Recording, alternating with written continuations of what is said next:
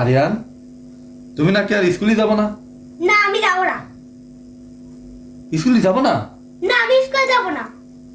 স্কুলে যাবো না, কিন্তু স্কুলে না গেলে তো তুমি লেখাপড়া শিখতে পারবে না। আমি স্কুলে যাব না। আরে বাবা, স্কুলে না গেলে তো তুমি মানুষ হতে পারবে না। আমি স্কুলে যাব না।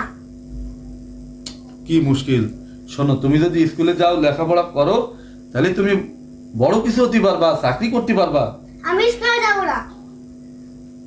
আচ্ছা, কেন যাবো না বলো তো? কি হয়েছে, কেন যাবো না? ম্যাম খালি আমারে মারে, স্যার খালি আমারে মারে, আর ওদের খারাপ ভালো না, আমার খালি বাথরুমে আটকায় রাখে।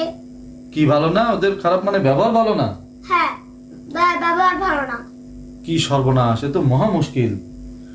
আপনার সন্তানের সাথে যদি এমন হয়, তাহলে কিন্তু বসে থাকবেন না। অবশ্যই সেই টিচারের বিরুদ্ধে বা ম্যামের বিরুদ্ধে আইনগত ব্যবস্থা গ্রহণ করবেন। কারণ আপনি যদি আপনার সন্তানকে অন্য কোথাও নিয়ে যান, তাহলে সেই ম্যাম, সেই টিচার কিন্তু অন্যের ছেলের সাথে এমনটা করবে। এটা কিন্তু আইনে কোথাও নাই যে কোনো স্যার বা কোনো ম্যাম শিশুর সাথে খারাপ ব্যবহার করবে। কোনো মতেই করতে পারবে না। এটা করা আইনত অপরাধ।